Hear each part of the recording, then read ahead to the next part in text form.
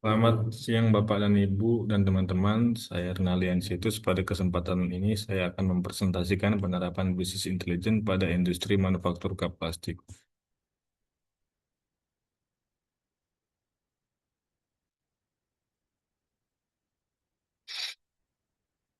Industri kap plastik terus berkembang seiring meningkatnya konsumsi minuman kemasan dan transaksi digital. Kondisi ini menghasilkan data yang sangat besar sehingga perusahaan membutuhkan cara untuk mengubah data tersebut menjadi informasi yang dapat digunakan dalam pengambilan keputusan. Tantangan utama perusahaan adalah data yang jumlahnya besar, datang dengan cepat, dan berasal dari berbagai sumber. Data tersebut juga harus memiliki kualitas yang baik agar hasil analisis dapat dipercaya. Karena itu, perusahaan membutuhkan sistem yang mampu mengintegrasikan dan mengolah data secara efektif. Business intelligence atau BI adalah proses mengumpulkan, mengintegrasikan, menganalisis, dan menyajikan data untuk membantu perusahaan mengambil keputusan berbasis data. Secara sederhananya, alurnya adalah data dikumpulkan, dibersihkan, disimpan, dianalisis, kemudian ditampilkan dalam bentuk dashboard. Penerapan business intelligence dimulai dari berbagai sumber seperti POS atau pos, e-commerce, gudang, dan ekspedisi. Dan data kemudian diproses melalui ETL dan disimpan dalam data warehouse. Setelah itu, data dianalisis menggunakan tools business intelligence dan ditampilkan dalam dashboard untuk membantu keputusan terkait pemasaran, distribusi, dan produksi. Dashboard pertama adalah laporan tahunan. Dashboard ini menampilkan KPI utama seperti pendapatan, volume produksi, margin, dan tingkat return. Tujuannya agar manajemen dapat melihat kondisi perusahaan secara cepat dan melakukan evaluasi berdasarkan data.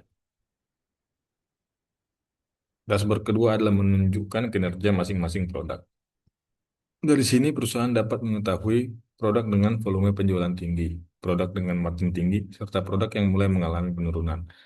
Informasi ini dapat digunakan untuk menentukan prioritas produksi dan strategi promosi. Dashboard ketiga menunjukkan tren penjualan sepanjang tahun. Dari data tersebut dapat terlihat pola peningkatan penjualan terutama menjelang akhir tahun. Informasi ini dapat digunakan untuk mempersiapkan stok dan menentukan strategi pemasaran. Selanjutnya adalah segmentasi pelanggan.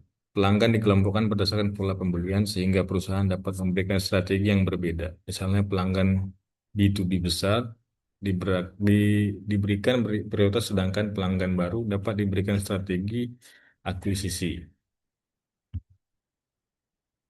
Dashboard terakhir menunjukkan efektivitas moda pengiriman. Perusahaan dapat membandingkan ketepatan waktu dan biaya masing-masing moda distribusi. Dengan demikian, perusahaan dapat memilih metode pengiriman yang lebih efisien dan mengurangi keterlambatan. Beberapa penelitian menunjukkan bahwa bisnis intelijen dapat membantu meningkatkan kualitas pengambilan keputusan, pengelolaan inventory, serta segmentasi pelanggan. Hal ini menunjukkan bahwa bisnis intelijen memiliki manfaat nyata dalam mendukung kegiatan bisnis. Bisnis intelijen memberikan beberapa manfaat seperti keputusan yang lebih cepat, visibilitas bisnis yang lebih baik, deteksi masalah lebih awal, dan efisiensi biaya. Namun terdapat tantangan seperti kualitas data, biaya implementasi, kemampuan SDM, perubahan budaya kerja, serta keamanan data.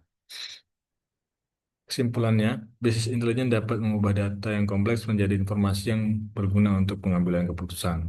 Penerapannya dapat membantu perusahaan dalam produksi, pemasaran, penjualan, pelanggan, dan distribusi. Untuk memulai, perusahaan dapat membantu dan membangun data warehouse dan memiliki tools bisnis intelijen yang sesuai, serta meningkatkan kemampuan SDM dan penggunaan data. Demikian presentasi saya mengenai penerapan bisnis intelligence pada industri manufaktur kap plastik. Intinya, bisnis intelijen bukan hanya tentang membuat dashboard, tapi bagaimana data dapat digunakan untuk menghasilkan keputusan yang lebih cepat, tepat, dan terukur. Terima kasih atas perhatian Bapak dan Ibu. Selamat siang.